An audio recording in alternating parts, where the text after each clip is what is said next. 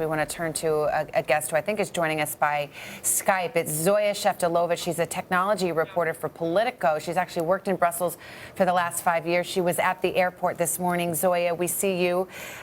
You're looking well. First of all, how are you? And what did you see and hear? I'm well. I actually was not at the airport. I was at the Maalbeck train station just after the blast occurred, which is the place where roughly we're hearing now it looks like 15 to 20 people have died there, and there are dozens more who are injured. And what did you see and hear, Zoya? So I was outside the train station as they were bringing people out.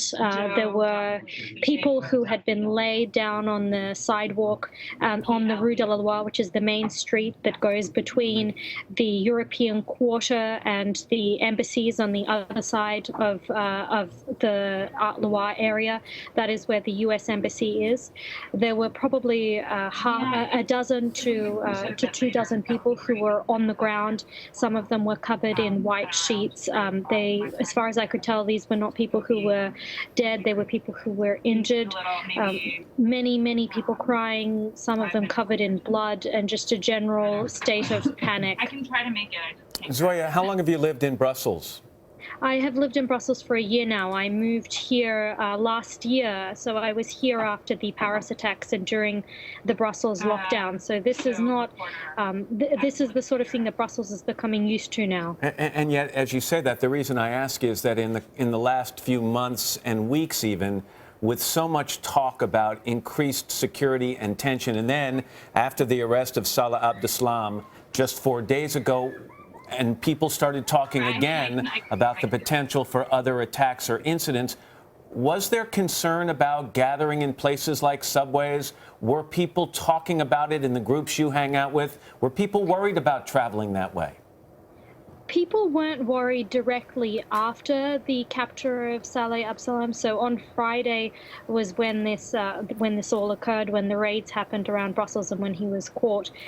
In the next few days, we did start hearing a little bit more about how this could actually increase the terror threat in Brussels.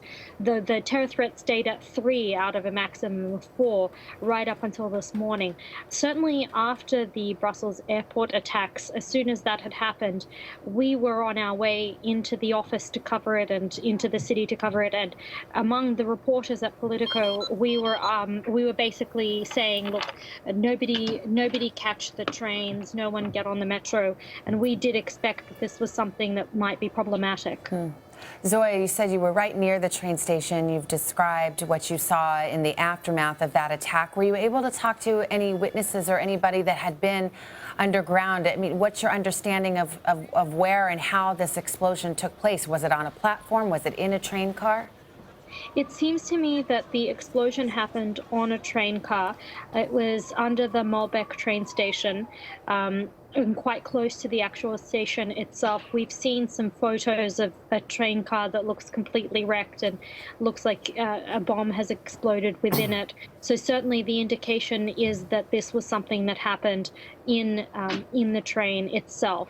Maalbeck is quite a major station in the European Quarter, so the sense is that the European Commission and European Council and generally those involved in EU affairs were probably the targets of that attack.